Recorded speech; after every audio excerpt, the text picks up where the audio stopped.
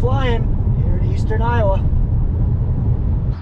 Hey, we got a new toy. Wonder what we're gonna do with that. Explain that a little bit later, but for right now, I gotta go spray. Putting some more transmission gear oil in here basically, and then I'm gonna start this guy up and get moving. So they're down there trying out some new equipment, new form of tillage that we've never done on our farm before. I'll explain that, like I said, later.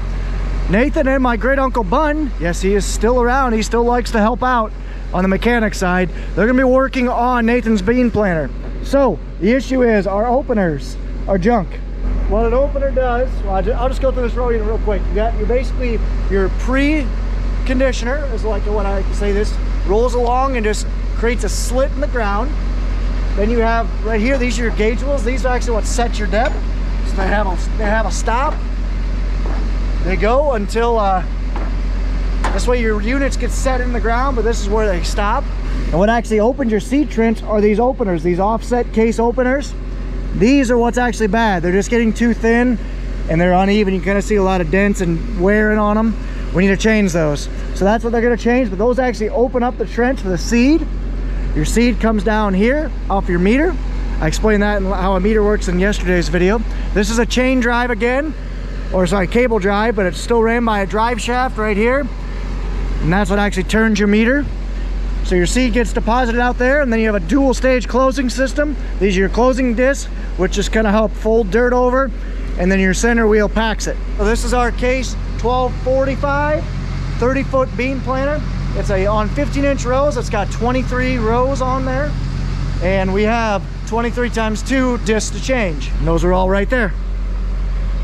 Alrighty guys, let's head north in the sprayer. Nathan brought my spray trailer up this morning. We'll be ready to roll. So Kurt's is gonna be off trying out that new toy these next couple days, for sure today. And hopefully he gets the GoPro to kind of explain a little bit more. Now that is something you don't see every day. A John Deere 3800 telehandler. A lot of people don't even know they made them. Pretty neat. Now you guys are gonna be in for a treat of devastation.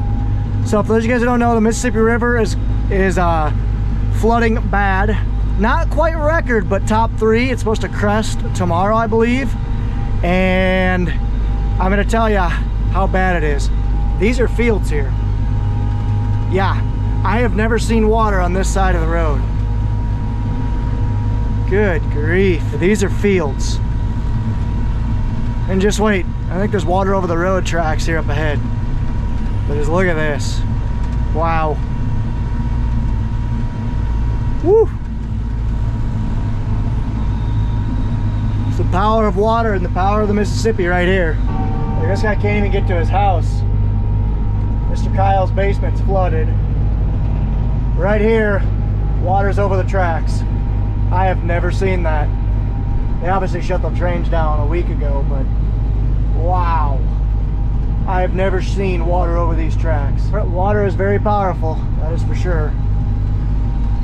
This is all coming from the snow melt up north, which I'm thankful to the farmers up in the Dakotas and Minnesota and Wisconsin, and the tributaries are melting off because they had a lot of snow. I think some places had record snowfall this year. Yeah, right there. The railroad actually put rock there to kind of prevent the tracks from washing away. I do know that. Here's all the railroad workers.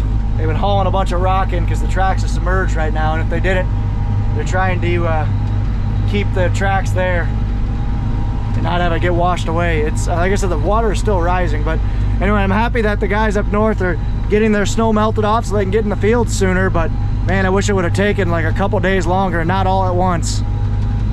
Oof. Man, this is a nightmare for the railroad, that's for sure.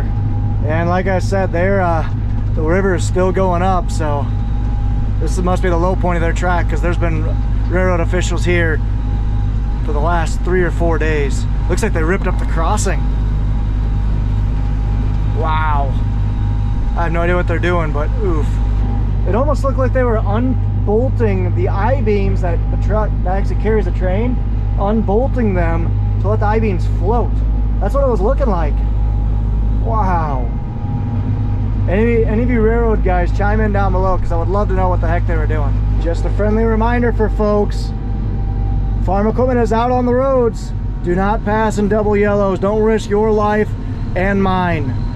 Nice farmers like myself will always look for a spot to pull over every couple miles. Sometimes we just can't. So thank you guys for waiting. Appreciate it. Yeah, that's a campground down there. It actually got hit with the tornado. It's 3 feet underwater right now. Oof. Mississippi's up, that's for sure.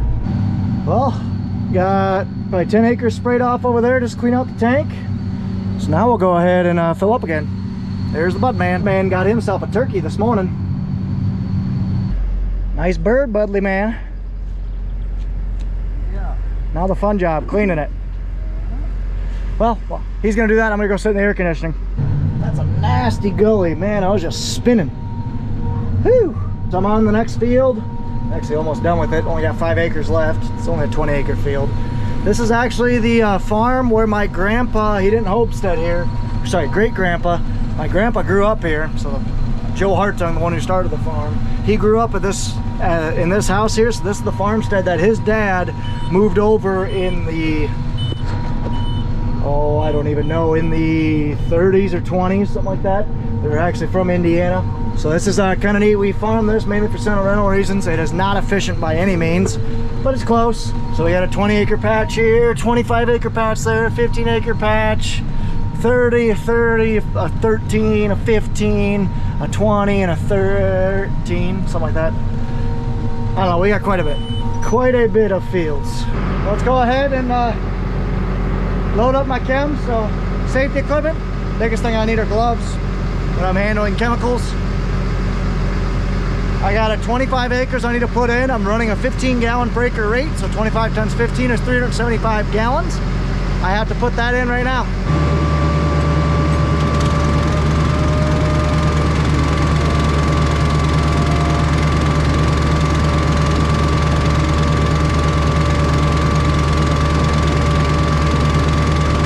And always wash your hands.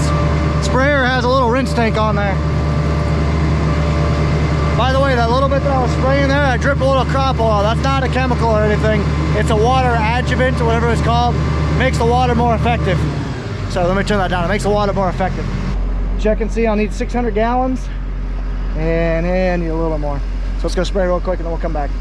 Coming up on an anhydrous toolbar. I did forget to mention that we are done with anhydrous. We finished last night, which to me that just seems really fast. I know it's not. We probably should have been done a couple days ago, but I still think that's pretty decent. So that way today and the next couple of days we can work on getting the planters ready to go. No, they're not. The corn planter should be just about turnkey ready, we hope, because it's brand new, as you guys found out in this video. But you never know. We are hoping we could actually even potentially try it out today. I don't know. We'll see if we actually get a chance to. But regardless, I am gonna keep rolling on. Got 4 fields left of beans. That's it for the rest of the year. There's the bud man. Not sure what he's doing.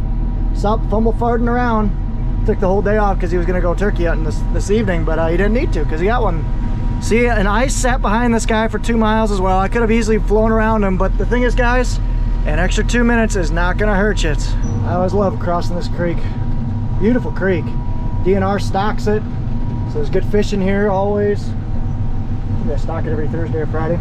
If you guys are interested, we open it up to the public. Comment down below if you guys want the info. So we just got those 2 hillsides. I always hate going up this road. It's narrow, and you look to your left, there's a lot of way down. You'd probably die if I took it down there. Because for as high as I am, if I went off this cliff, I would definitely flip, and yeah, I wouldn't make it, no doubt.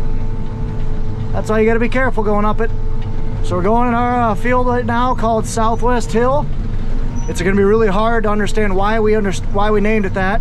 Well, hard for me if you guys ask me that. You guys are all smart. I don't have to worry about that for you. Turkey. Well, now we'll start up this field now. Got 18 acres here, 14 over there. Not that one, back there. Another one down. I love these hills. Woo! Got one with one hand also doesn't help though. So what I do is I got these 2 buttons to fold in my wings. This brings me to 60 feet. Or it folds in my outer, I should say. So I guess that's the technical term. Then I need 2 hands for this one.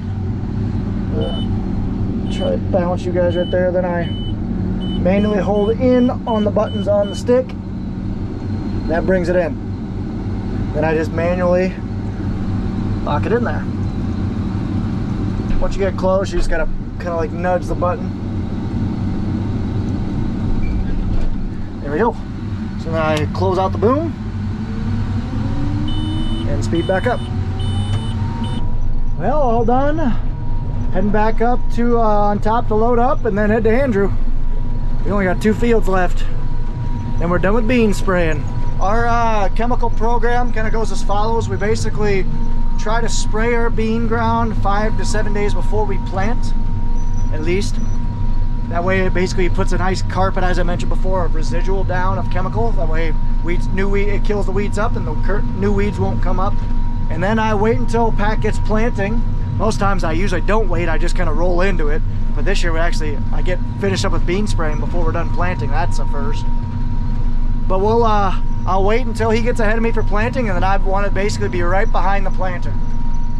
I've even chased him out of the fields on occasion, but I just want to do that because I want to keep the flotation tires on as long as possible. And I can run across the corn ground with these big fat tires on. Real quick, you guys remember when I made that giant tree pile? Got that video, that was fun. I can run across it when the corn's still in the ground. As soon as the corn emerges, that's when it gets a little bit dangerous and I start doing a little bit more damage. Because these tires that I got on right now, they're made for flotation. They're not made to go in between the rows. That's what we got the skinny tires for. But you'll see that here in a couple weeks. Let's head up on top. By the way, my other blinker started working. Don't know why, don't know how. This is gonna be corn, all the ground that we worked here. Actually worked up decent, minus a couple spots where we had manure. Oh, yep, let's do it one more time before one more time for soybeans, I should say. For those of you guys that are wondering, that turkey was not okay. So Budman's gonna do me a favor and pull my water trailer home with his nice spick new truck. Don't dent it. Okay, I'm gonna run this down. Oh, he's all chained up, ready to roll. Thanks, Budley. Okay. Put that 3500 to work. You remember where it was at? Yeah, back it up, basically right towards the bin. Yep. Thanks, too. See you around.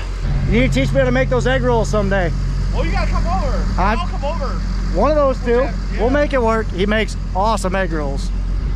All right, let's get these soybeans done, taken care of, and maybe get home to go golf with the wife. We'll see.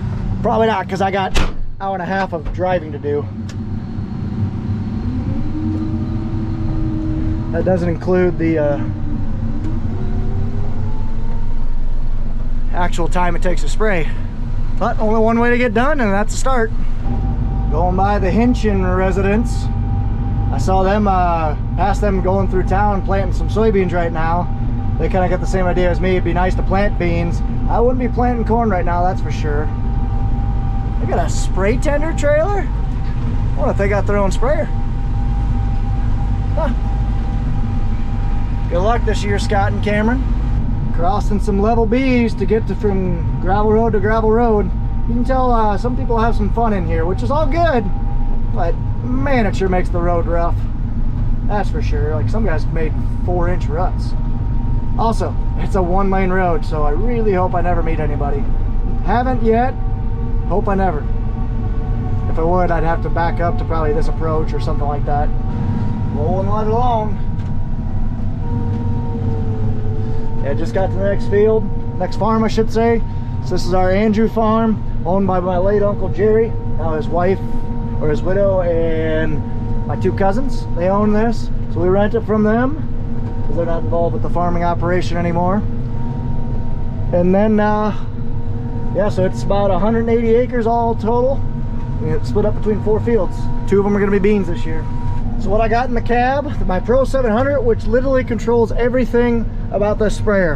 And I got my multi-function handle, and then the armrest that has like section switches if I want to manually shut off different parts of the boom, you know, folding, foamer, which I don't use, and then agitation. And then right here, my iPad is just basically a glorified, it's a map to help me better watch what I'm doing. Because this map right here is tiny, and it's not very, it's very low grain, low resolution, very hard to see what I'm doing. With this, I can maneuver it around. I can do different things that I want to do with it. Like I can make it a double map to see how my productivity is doing. So it's kind of nice. I can basically look at sprayer speed, application rate. I definitely need to have up there because, like I've said before, yellow means good. But I can have sprayer speed, my mix, my product rate, quite a bit of different options there. It's just kind of nice. I like this map to see how quickly I've gotten things done. I'm able to run in that 13 to 15 mile an hour range when I'm in the good going here. All done up top. Now I got 5 acres down below, and I think it'll work out just right. I want to run out of product and clean out when I get down there, so I'm hoping I can finish the field just as I'm running out. Find out though that I gotta fold down. You guys remember this spot? We got the grain cart stuck right there and almost flipped it, and yeah, it was a bad deal. Go check it out. Cart in the top right. You can still see the tractor marks on some of those cement blocks. Ouch. Out in the woods we go. I'd like to put this in CRP, but like I said, since we don't own it, my aunt does. I don't know if she'll want to. Whee! Guys, I need to go buy a lottery ticket. You wanna know why? I literally might have put in the exact amount of chemical down within a gallon. I literally did a round around the outside and ran out right here. That's nuts. Because I want to run out a little early because I still have product in my boom. So what I'm gonna do is, she's empty, perfect. So what I'm gonna do is, I'm gonna pull water from the rinse tank, put it into the tank, pull about, I don't know, 50 gallons or so. And then rinse that out, or maybe 30 gallons, flush that through, and do it one more time.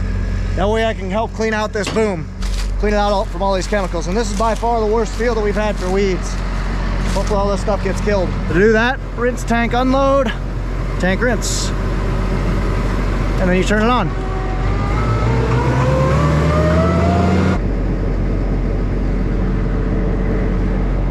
Yep. Forgot to turn that guy off. Now we'll do it.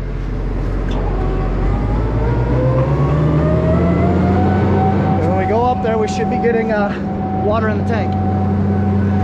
Here comes that Case Magnum pulling that John Deere splitter planter. That was the first planter I saw in the county a bunch of videos ago. I wonder who this is, but yeah, he's must be rolling along, throwing some seed in the ground. Look at this mint old Versatile 895. Working some ground. He has some headphones in because it was I'm guessing that thing's a little loud. Got a load of poo on. I'm gonna let this thing cool down. Bun's working on the openers right now, I can see that. And Pat's got the brand new planter out. Let's go take a look and see what he's up to. And there's the new toy. We'll walk around that a little bit later too. Well, time to put the trusty steed away. I'm gonna back the quad out and try to stuff the sprayer in there. Well, the quad's dead in the doorbell, so yeah. Could be doing something wrong, but I doubt it. We're trying to get a perfect list that battery disconnect.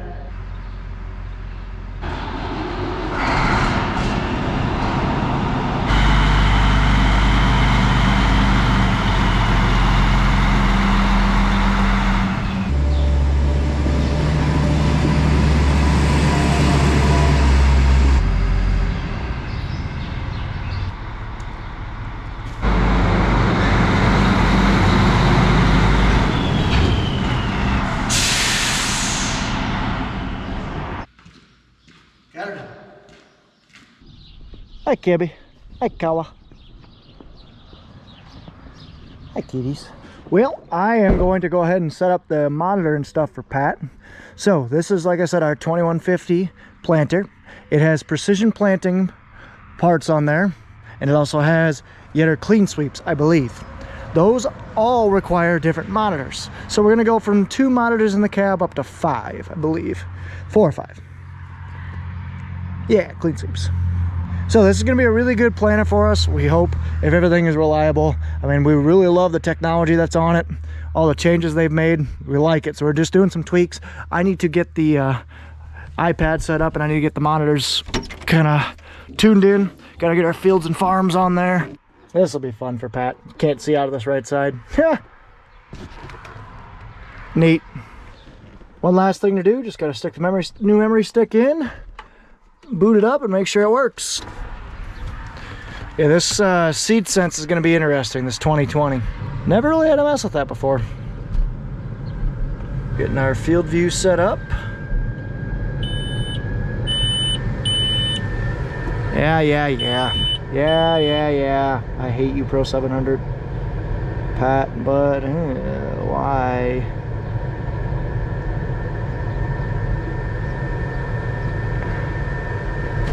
That doesn't have everything on there. That ain't right.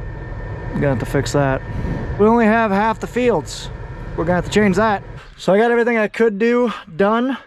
I just need to get these two USBs uploaded with the right stuff. Yep. So now let's go talk through that that new toy we got sitting there, that vertical tillage. So we're trying something completely different this year. So instead of our normal way of going corn on corn or dirt work, we chisel it and then we soil finish it. Basically means turn it black and then smooth it out. But that takes a lot of time, a lot of fuel, and if you turn soil black, you loosen it up, and there's a chance that it could run off in the spring or winter when you have a heavy rain or big melt or whatnot. So we would love to try a different practice, and that's vertical tillage. What that is that thing right there. I'm hoping I get to use it someday, but, ooh, is that his rolling baskets plugged? No, they're not plugged.